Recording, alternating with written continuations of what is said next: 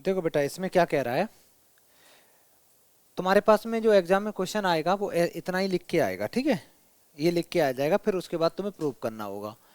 तो ये कहता है the angle subtended by an arc of a circle at the centre. तो सबसे पहले तो एक काम करते हैं बेटा, एक इसमें सर्कल गिवन है तुम्हारे पास, मैंने बच्चा एक सर्कल बना लिया ये, ठीक है। सर्कल बनाने के बाद में ये कहता है कि जो एंगल तुम सेंटर पे बना रहे हो आर्क से, मान ले बच्चा ये इसका मैं यहाँ पे नाम P लिख दे रहा हूँ, यहाँ मैंने Q ले लिया। एक एंगल तो तुम्हारा ऐसे बन रहा होगा, ऐसे बन रहा है, और एक एंगल में कहाँ बना सकता हूँ, इसकी सरकमफेरेंस पे, सरकमफेरेंस पे मैं ऊपर ऐसे कहीं बना सकता बेटा, ठीक है। तो ये क्या कहना चाहता है, सपोज इसका नाम मैं A लिख दे रहा हूँ, तो ये कह रहा है कि एंगल पी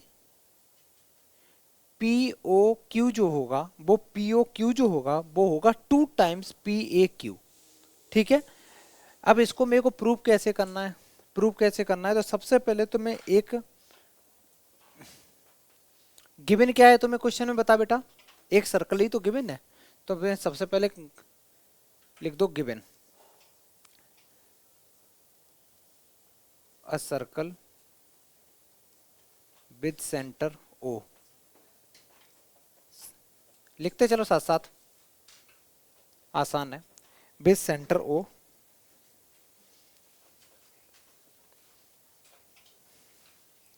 इसमें हम लोग कुछ कंस्ट्रक्शन कर रहे हैं बेटा,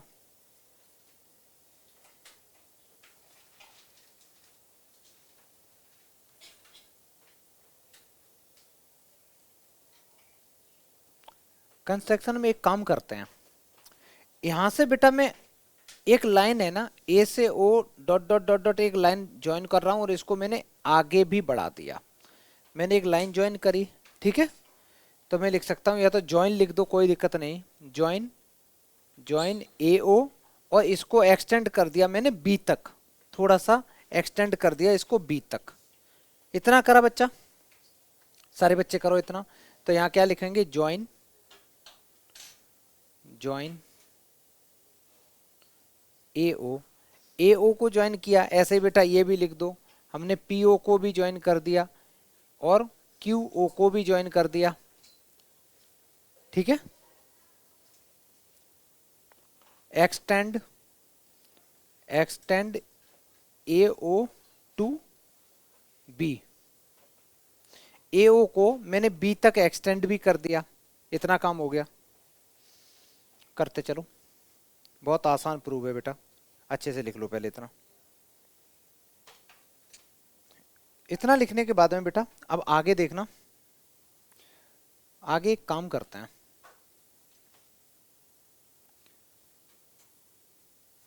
हमें जो प्रूव करना है वो भी लिख लो बेटा। तो प्रूव क्या करना है हमें, टू प्रूव, प्रूव हमें ये करना है angle POQ equal to two times angle PAQ, ये बच्चा मेरे को प्रूव करना है, ठीक है, ये प्रूव करना है।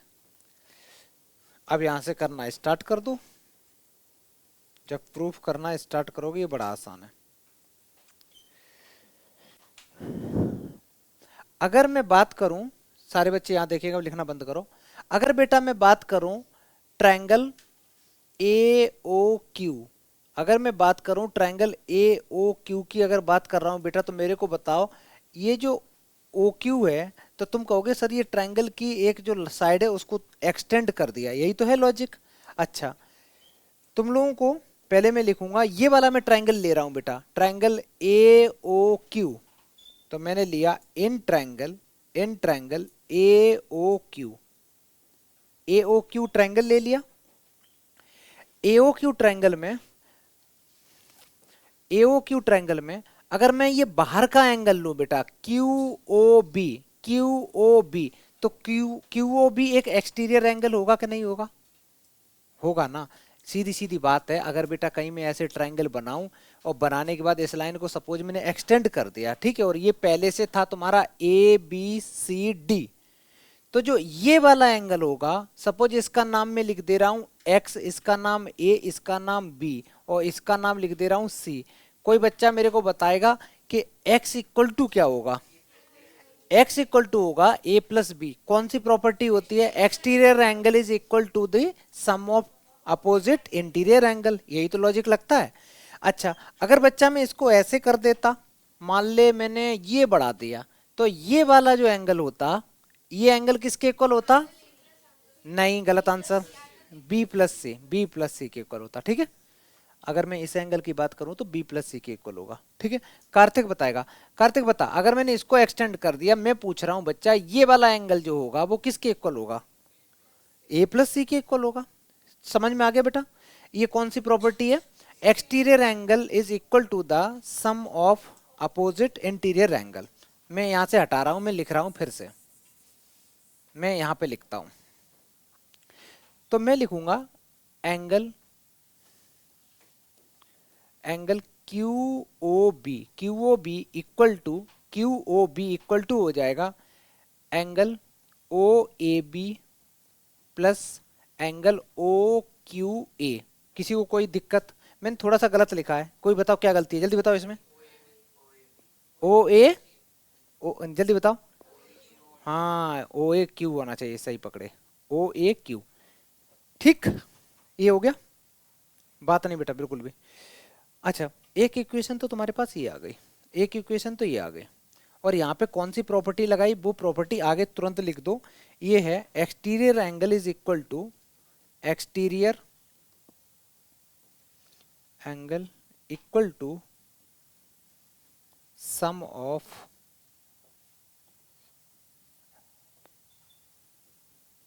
Opposite interior angles.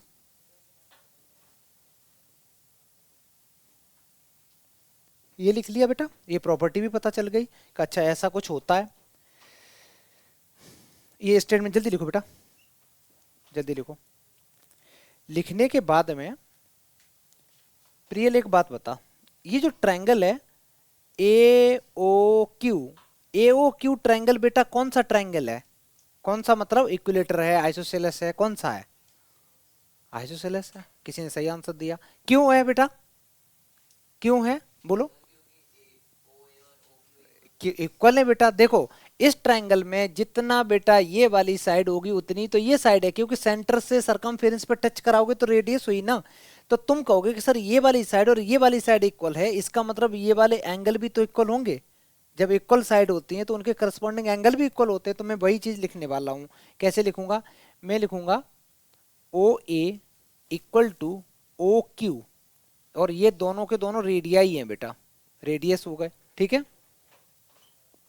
अच्छा, इसके बाद में मैं लिखूंगा कि angle O A Q equal to angle O Q ए।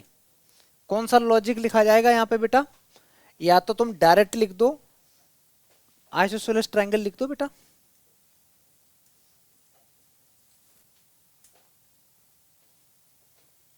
ठीक है।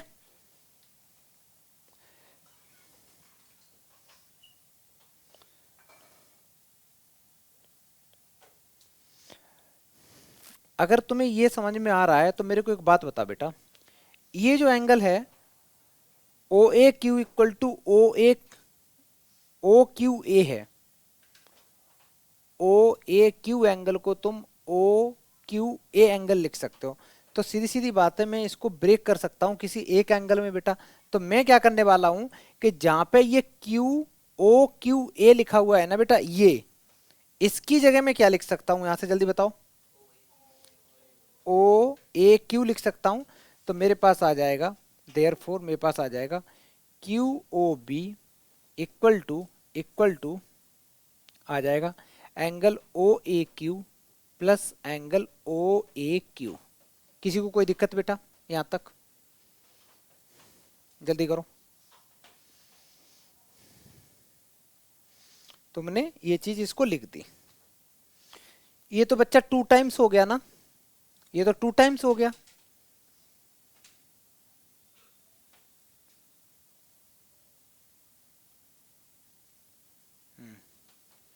ये तुम्हारा हो जाएगा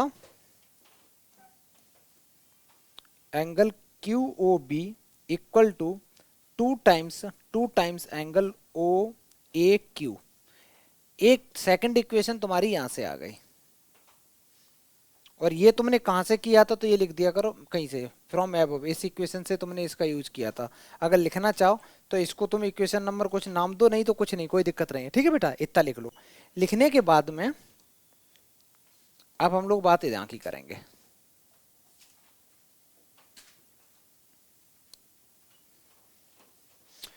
तुमने यार अभी एक वाली साइड बेटा ये ली थी ना, क्यू ओ बी एंगल लिया था। ऐसे ही सिमिलरली अब की बार हम लोग दूसरी साइड की बात करेंगे, तो कैसे लिखेंगे?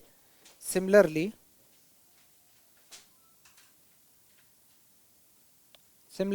अब की बार मैं जो ट्रायंगल ले रहा हूं वो ले रहा हूं A O P, triangle A O P. तो ए ओ पी ट्रायंगल में सेम होगा, ए ओ पी ट्रायंगल में मैं लिखूंगा angle P O B equal to, जल्दी बोलो बेटा, पी ओ बी किसके इक्वल होगा, देख के बताओ। तो ये क्या किसके इक्वल होगा बेटा? अरे यार ऐसे नहीं, पूरा नहीं बोलना ना, पूरा लिख के स्टेप बाय स्टेप, ये लिखा है वैसे उसको भी लिखना है। ये एंगल हो जाएगा तुम्हारा, एक हो जाएगा O A P, O A P plus angle O P A, ये हो गया। अच्छा सेम, आगे मेरे पास जगह नहीं है, तुम लिख लोगे बेटा स्टेटमेंट, यही वाला same exterior angle equal to, अच्छा एंड इसमें होगा बेटा जो ओ ए है वो इक्वल टू होगा ओ पी के, ये तुम्हारी रेडियाई हो गई। अच्छा ये लिख दिया। इससे एक चीज पक्की हो गई कि ये जो एंगल है वो एंगल भी तो इक्वल होंगे जब रेडियस इक्वल है। तो मैं लिख सकता हूं angle O A P equal to angle O P A. Now मैं ये वाला यूज कर ले रहा हूं, तो angle P O B equal to बन गया angle O A P plus angle O A P, ये बन गया। मैंने पूरा का पूरा चेंज कर दिया, इसको दो बार लिख दो, तो ये बन गया angle P O B equal to angle,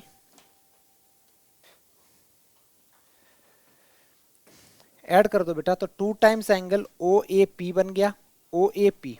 ये इक्वेशन नंबर तुम्हारी थर्ड आ गई। एक काम करो बेटा, ये दोनों इक्वेशन को ऐड कर दो, adding one and sorry adding second and third. जैसे ही तुम ऐड करोगे सेकंड एंड थर्ड को, adding equation second and third,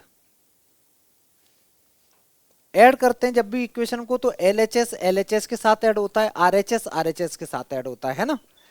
तो मैं ऐड करूंगा बेटा, तो ये बनेगा, इसका एल एच एस पहले मैं लिखूंगा क्यू ओ बी, अब इसका एल एच एस लिखूंगा P O B equal to, पहले मैं उसका लिखूंगा two times angle O A Q plus two times angle O A P.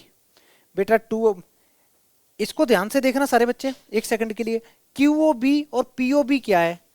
Q O B P O B, इस पूरे को बेटा पी ओ क्यू कह सकते हैं ना। तो ये पूरा का पूरा एंगल बन गया पी ओ क्यू। वहां से टू ले लो कॉमन, जब टू कॉमन ले लोगे तो बचेगा O A Q plus O A P, यही बचेगा।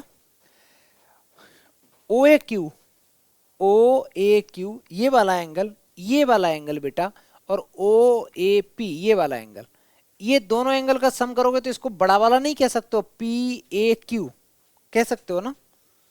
तो इसको डायरेक्ट कह सकते हैं to times angle P A Q. बच्चा यही प्रूव करना था तुम लोगों को, हैंस प्रूव्ड। और ये थ्योरम तुम्हें याद भी रखनी है, ठीक है, 4 मार्क्स का,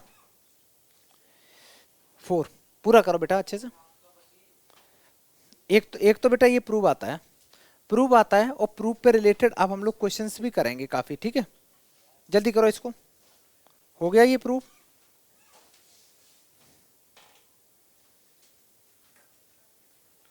चलो बेटा अब इसके आगे हम लोग करना स्टार्ट करते हैं।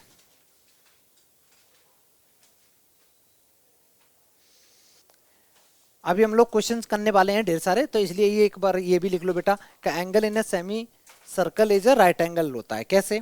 अगर मैं इसको बनाने की कोशिश करूं तो ऐसा बनता है। मान ले बच्चा मैंने गलत बनाया, पहले तो मेरे को सर्कल बनाना पड़ेगा। मान ले बेटा मैंने ये सर्कल बनाया, ठीक है, और सर्कल बना के मैंने इसके सेंटर से एक लाइन ड्रॉ कर दी, तो ये क्या बन गया? तो तुम बोलोगे सर ये तो डायमीटर बन गया, है ना? ये है ए, ये है बी। अब अगर डायमीटर से बेटा मैं एंगल बनाऊंगा तो वो एंगल अगर मैं ऐसे सरकमफेरेंस पे टच कराता हूं ऐसे करके, तो ये एंगल कितना बनेगा बच्चा? ये 90 डिग्री बनेगा। बस ये थ्योरम है। इसका नाम चलो सी लिख देता हूं, तो लिखूंगा angle A C B equal to 90 degree बनेगा हमेशा। कंडीशन क्या है? ये सेमी सर्कल होना चाहिए, ठीक है, सेमी सर्कल होना चाहिए। या ऐसे बोलोगे कि सर जो ये जो कॉर्ड है ये कॉर्ड डायमीटर होना चाहिए, तब ये जब डायमीटर की तरह काम कर रहा होगा तो एंगल कितना बनेगा इससे? हमेशा 90। अच्छा मैं उसका उल्टा बताता हूं बेटा। अगर मैं ऐसे करके बनाऊं इस चीज को, मैंने ये बनाया और मैंने बच्चा नीचे बना दिया, बता बेटा अगर ये ए है, ये बी है, ये सी है, तो ये सी पे एंगल कितना होना चाहिए? 90 होना चाहिए। लिख लो बेटा, ये 90 होना चाहिए, ये ये 90 होना चाहिए। जल्दी करो। इसके बाद में ये भी थ्योरम का स्टेटमेंट लिखो बेटा, angles in the same segment of a circle are equal. हाँ अब ये कैसे होता है बेटा? मान ले तुम्हारे पास में एक सर्कल है ये, और इस पे मैंने एक कोई सेगमेंट बनाया, मैंने ऐसे करके एक लाइन ड्रॉ करी बेटा, कोई भी एक लाइन ड्रॉ सपोज ये कर दी, ठीक है, और इसका नाम लिख दे रहा हूं ए बी। ए बी नाम लिख दिया। अब की बार जो लाइन ड्रॉ मैंने करी है ये बेटा सेंटर से पास तो हो नहीं रही है, सेंटर से पास तो हो नहीं रही है। अब इससे मैं क्या करने वाला हूं? एंगल बनाने वाला हूं। एक बार बच्चा मैंने एंगल बनाया तुम्हारा ये, एक चीज याद रखना, ये लाइन सेंटर से मत पास करा देना, ठीक है, नहीं तो वो डायमीटर बन जाएगा, नहीं तो ये 90 हो जाएगा। वैसे कोई फर्क नहीं पड़ता, ये 90 हो जाएगा, फिर दिक्कत ये है।